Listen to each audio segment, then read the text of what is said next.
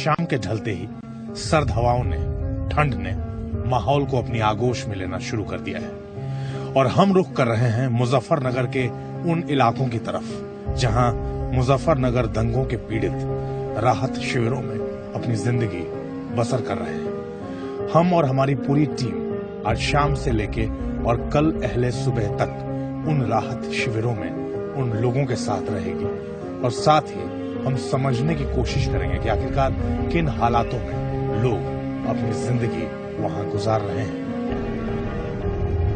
हमारी गाड़ी जब मुजफ्फरनगर की ओर बढ़ रही थी तो मन में बार बार ये ख्याल आ रहा था कि हम जिस ओर जा रहे हैं वहां की तस्वीर कैसी है।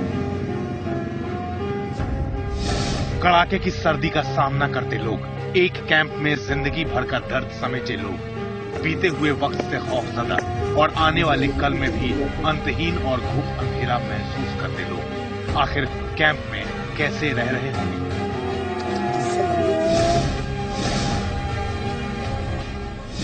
देश की राजधानी दिल्ली से तकरीबन 140 किलोमीटर का सफर तय करने के बाद हम सबसे पहले पहुंचे मुजफ्फरनगर और उसके बाद मलकपुर पहुंचे हैं। सितंबर में मुजफ्फरनगर में जो दंगे हुए थे उसके बाद तमाम लोग अपने गांवों को, अपने घरों को छोड़कर तमाम अलग अलग राहत शिविरों में पहुंचे और वहां तब से अपनी जिंदगी गुजार रहे हैं। कई सारे राहत शिविर हैं, तकरीबन 12 से ज्यादा राहत शिविर हैं, लेकिन सबसे बड़ा राहत शिविर जहां हम इस वक्त मौजूद हैं वो मलकपुर है, जहां 6 से 7,000 के बीच तादाद है जो लोग यहां रहते हैं। और यहां सबसे अफसोस की बात यह है कि ठंड की शुरुआत से लेकर अब तक तकरीबन 24 से ज्यादा बच्चों की मौत उस ठंड से हो चुकी है जो यहां इन शिविरों में रहते थे।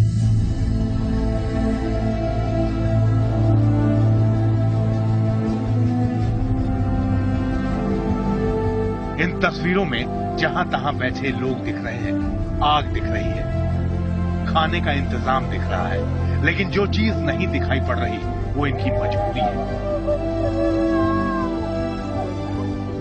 अपना घर छोड़कर कैंप में रहने की मजबूरी, वो भी सीने पर चट्टान जैसा दर्द झेलते हुए। मलकपुर राहत शिविर में शाम के तकरीबन 7 बजे का वक्त हो रहा है। कैंप के चारों तरफ जहां भी लोग हैं, महिलाएं हैं, चूल्हे जल चुके हैं, खाना बन रहा है और कोशिश है कि बच्चों को रोटी जल्द से जल्द दी जाए। और वो बच्चे उन चूल्हों के पास बैठे हैं, चूल्हों की गर्मी के पास बैठे हैं, क्योंकि शायद एहसास इस बात का है कि इन चूल्हों के बुझने के बाद फिर गर्मी नहीं मिलेगी, फिर रात भर ठंड में ही बितानी। ये छोटे छोटे बच्चे, कोई कसूर नहीं है इन बच्चों का, लेकिन आज मजबूरी है कि इस खुले आसमान के नीचे माँ रोटी बना रही है और बच्चे उस चूल्हे की गर्मी के बीच रोटी खा रहे हैं। और जैसा मैंने कहा कि उसके बाद शायद अंदाजा इस बात का है, लगातार ठंड में रात काटते हुए, कि अब जैसे ही ये खाना बनना बंद होगा उसके बाद ये चूल्हा बुझेगा और पूरी रात सर्दी में, ठंड में गुजारनी होगी। सबसे अफसोस की बात तो ये है कि यहाँ जहाँ ये खाना बन रहा है, अब से कुछ दिन पहले इनके 11 साल का एक बेटा था अरमान, उसकी भी मौत हुई है। आइए जरा कोशिश करते हैं उनसे बात करने की। क्या नाम है आपका? जी बल्किसा जी, बल्किसा। बात बताइए, कितने बच्चे हैं आपके? जी 3 है अब तो। 3 है जी। किसी की डेथ भी हुई है? जी एक मर गया। कैसे? ठंड लगी जी, बुखार बना। कितने दिन पहले? जी करीब 1.5 महीना हो गया। अच्छा जी। कैसे, ठंड कैसे लगी? जी यही इनमें पड़ा है जी, इनमें ठंड लगा है। क्या तो जमीन में बिछाने के लिए कुछ नहीं है? जी पुराली बिछा रखी जी नीचे। हाँ। उस पे कोई कपड़ा भी बिछा रखा। हाँ। इस कपड़े में जी ठंड नहीं रुकती। जरा तस्वीर देखिए, यही वो फरमान है, यही वो बच्चा है जिसकी मौत हुई अब से तकरीबन 1 महीने पहले। और घर वालों का ये कहना है कि ठंड इतनी ज्यादा होती है कि ठंड बहुत ज्यादा लगती है और उसके बाद नीचे सोने की व्यवस्था नहीं है प्रॉपर। रात को सर्द हवाएं रात भर चलती हैं और उसकी वजह से इसको पहले बुखार हुआ और उसके बाद इसकी तबीयत खराब होने के बाद मौत हुई। क्या नाम है आपका? मेरा नाम नवाब है। नवाब जी। आप पिता हैं उनके? हाँ जी। कैसे, कैसे हुआ ये? ये ठंड लगने के बाद बच्चे का बुखार बना, बुखार बनने के बाद मतलब हमने बस दिखाया भी, हमारे पास इतना पैसे का इंतजाम नहीं था। यहाँ से सिमालका ले गए, सिमालका से जो है फिर वापसी पानीपत आए और पानीपत से सीधा दिल्ली के लिए लिख दिया। दिल्ली लेके गए जी हम। अरविंद में पहुंचे, अरविंद में 3 बजे बच्चे को भर्ती किया। 3 बजे भर्ती करने के बाद जो है 7 बजे जो है बच्चे ने दम दे दिए। लेके वापसी आए, जो कुछ लोगों ने मतलब वापसी फोन किए थे, वे लोग जो है गांव में पहुंचे रिश्तेदार, उन्होंने वो बच्चा वहीं पे मंगवा लिया। यहाँ कैब पे तो हम नहीं ला सके, वहाँ पे अपने बच्चों को धर के और वापसी यहीं पे आ गए थे। आपके लिए टीवी पर ये मुजफ्फरनगर की तस्वीरें भर हैं।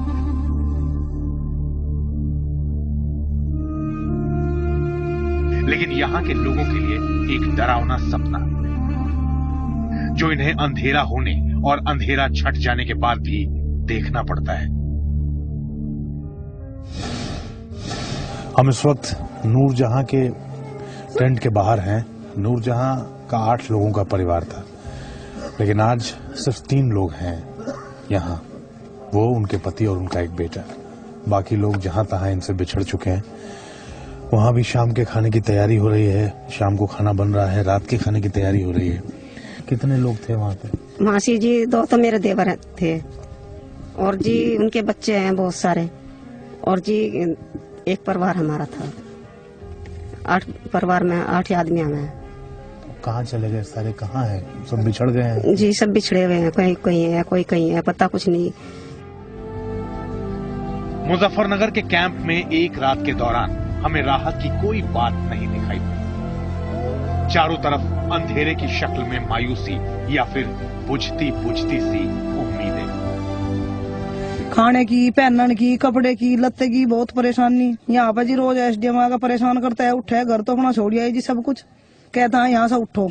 देखिए, अफसोस किस बात का है कि जब तक ये फटे पुराने कपड़े यहाँ होते हैं, तब तक यहाँ आग जलती है। और कोशिश ये होती है कि ये इसमें जो कपड़े हैं वो लगातार डाले जाएं, ताकि तब तक का सहारा यही आग होती है। जब तक ये आग जलती है, तब तक ये तमाम बच्चे यहाँ बैठे होते हैं, क्योंकि सबको पता है कि रात जैसे जैसे आगे बढ़ेगी, 10 बजे के बाद कोशिश ये होती है कि अपने अपने कैंपों में अपने अपने जो झुग्गियां यहाँ लोगों ने बनाई हैं, अपने जो कैंप्स बनाए हुए हैं, उसमें चले जाएं। लेकिन ज्यादा से ज्यादा वक्त ये छोटे मासूम बच्चे यहीं बिताते हैं। हम आपको टेंट्स के अंदर भी लेके जाएंगे। ये टेंट्स जो टेम्पररी तौर पर बनाए गए हैं, जिस तरीके से बनाए गए हैं, अंदाजा लगाइए हम और आप रहते हैं उन घरों में जो पक्की ईंटों से बने हैं, और उसमें भी हमें ठंड का एहसास होता है।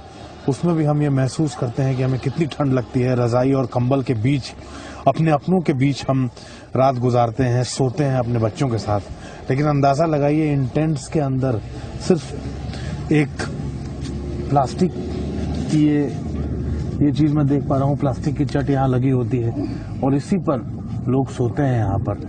हम वहां भी आपको अंदर भी लेके चलेंगे, दिखाएंगे आपको कि क्या हालात हैं, क्या अंदर की तस्वीर है। आइए, जैसे जैसे आगे बढ़ रहे हैं, एक नई कहानी, एक नई दास्तान, एक नई परेशानी, एक नया दुख सामने आ रहा है। जरा अंदर की तरफ चलते हैं, क्योंकि जहां तक निगाह जाती है वहां तक सिर्फ टिमटिम करके रोशनी हमें दिखती है। लोग बाहर खाना बनाते हुए दिखते हैं, परिवार दिखते हैं, और उसके बीच वो दर्द दिखता है, वो परेशानी दिखती है। रात और गहरा रही है, बेकसूर और बेघर हो चुके लोगों का दर्द भी। लेकिन हम यहाँ पूरी रात रुकेंगे, कम से कम एक रात उस गम को साझा करने का इरादा है, इस उम्मीद के साथ कि अंधेरा छटेगा।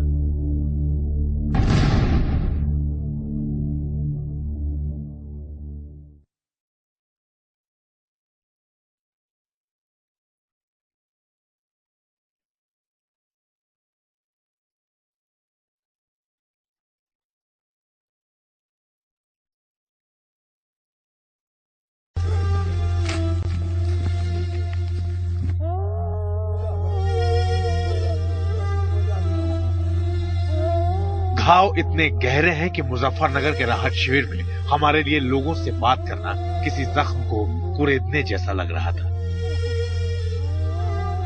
इसीलिए हमने सूबे की सरकार से भी पूछ लिया, क्या उन्हें भी इस तकलीफ का अंदाजा है।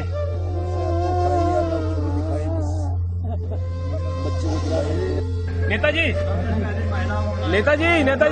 वो मुजफ्फरनगर में बच्चों वाला उसको तो बोल दीजिए आप। हमें नहीं बोलना है। कुछ लोगों का ये आरोप लगाना कि सर्दी की वजह से वहां डेथ हो रही है, ये भी पूरी तरह आधारहीन है। और कंबल की आपूर्ति जल्दी ही की जा रही है, 2-3 दिन के अंदर अंदर कंबल वगैरह वितरण का काम भी शुरू किया जाएगा। ये कपड़ा जला हुकूमत की बात पर हम हैरान हुए, क्योंकि असल तस्वीरें देखने के बाद सरकार की बात पर एतबार नहीं होता। आइए एक बार फिर उन कैंपों में चलें जो सिर्फ कहने को राहत कैंप है। इस वक्त एक ऐसे परिवार के पास हैं जहां 3 बहनें थीं, तीनों एक साथ इसी टेंट में, जो आप देख रहे हैं फटा हुआ टेंट है। सोचिए कितनी हवा रुकती होगी इस टेंट से। इसी में रहती थी वो 3 बहनें अपने माँ बाप के साथ। और एक दिन सर्दी की एक रात में एक बहन ने बाकी 2 बहनों का साथ छोड़ दिया। उसकी मौत हो गई सर्दी की वजह से, ठंड की वजह से। उनके पिता हैं इस वक्त हमारे साथ, पूरा परिवार है यहाँ बाहर बैठे हुए हैं। अफसोस इस बात का है कि बच्ची को बचा नहीं पाए। 4 साल की हंसती खेलती बेटी अब सिर्फ यादों में रह गई है। पिता तो किसी तरह दर्द को दबाकर अंधेरे में रोशनी की उम्मीद कर रहे हैं, लेकिन माँ कैसे भूल जाए उस रात को। बेटी को रोज की तरह थपकी देने के लिए हाथ बढ़ाया था। अचानक ही हुआ जी इस बच्ची को, अचानक ही उसको ठंड लगी है और काफी पसली चलने लगी उस बच्ची की, और उसकी ठंड रोक नहीं पाई। 4 कंबल थे हमारे पास, हम आपो लुके या बच्ची को लुकोए। हम रात जो काटते हैं तो आग बाल काटते हैं, तो हम बच्ची को बचा नहीं पाए। जहां हाथ रखिए दर्द का फव्वारा फूट पड़ता है। इन टेंटों में आकर लगा बहुमत की सरकारें ऐसे ही समाजवाद पेश करती हैं। इंसान और जानवर यहां विस्थापित होकर साथ साथ रहते हैं, रहते नहीं बल्कि झेलते हैं कोरे आश्वासनों का बोझ। कई टेंट्स में लोग अपने बच्चों के साथ सोने को जा चुके हैं खाना खाने के बाद। आइए जरा अंदर चलते हैं। देखिए ये इस तरह से व्यवस्था है, किसी तरीके से अपने कपड़ों से जो कपड़ा मिला, जो नसीब हुआ, जो पाया, जो किसी ने दिया, उसको बांध के किसी तरह से व्यवस्था की गई है कि रात को जो सर्द हवाएं हैं उनको रोका जा सके। कल तक घर, स्कूल और खेल के मैदान से वास्ता रखने वाले बच्चे अब यहाँ टेंट में सिमटे हुए हैं, और रात इन मासूमों को ही सबसे ज्यादा डराती है। इस वक्त मैं वैसे ही एक जगह पर हूँ, कोशिश कर रहा हूँ लोगों के साथ बैठ के बात करने की। और तमाम ये बच्चे देखिए जो सामने बैठे हुए हैं, जब तक ये आग जलेगी तब तक ये यहाँ रहेंगे। बाकी उसके बाद फिर ये बच्चे अपने अपने कैंप्स में, अपने शिविरों में चले जाएंगे। इस कैंप में आकर पता चला कि आफत की रात क्यों इतनी लंबी होती है। तकलीफों से सने सवाल क्यों सीने में शूल की तरह चुभते हैं। रिपोर्ट देखने के बाद हो सकता है सरकार तक बात पहुंचे, हो सकता है प्रशासन तक बात पहुंचे, और उसके बाद हो सकता है कुछ हरकत में भी आए, कुछ कार्रवाई भी हो इस पे हमारी इस रिपोर्ट के बाद। लेकिन सवाल यह है कि इतने दिन के दरमियान जो पिछले कुछ दिनों में हुआ, जो पिछले कुछ दिनों में जिन बच्चों की मौत हुई, क्या वो बच्चे वापस आ पाएंगे? इस वक्त मेरी घड़ी में सुबह के 6 बज रहे हैं, और यकीन मानिए पूरी रात हम इंतजार करते रहे इस बात का कि जल्द से जल्द सुबह हो और हम बाहर आए, क्योंकि पूरी रात ओस की बूंदें लगातार टपक रही थी टेंट में जहां हम बैठे हुए थे रजाई में, और नींद नहीं आई ठंड की वजह से, इतनी ज्यादा ठंड थी। तो जरा आइए देखिए क्या हालात हैं और किस तरह से लोग जिंदगी यहाँ जीने को मजबूर हैं। अपने सहयोगी कैमरामैन शिव के साथ हम प्रकाश, जी मीडिया, मलकपुर कैंप।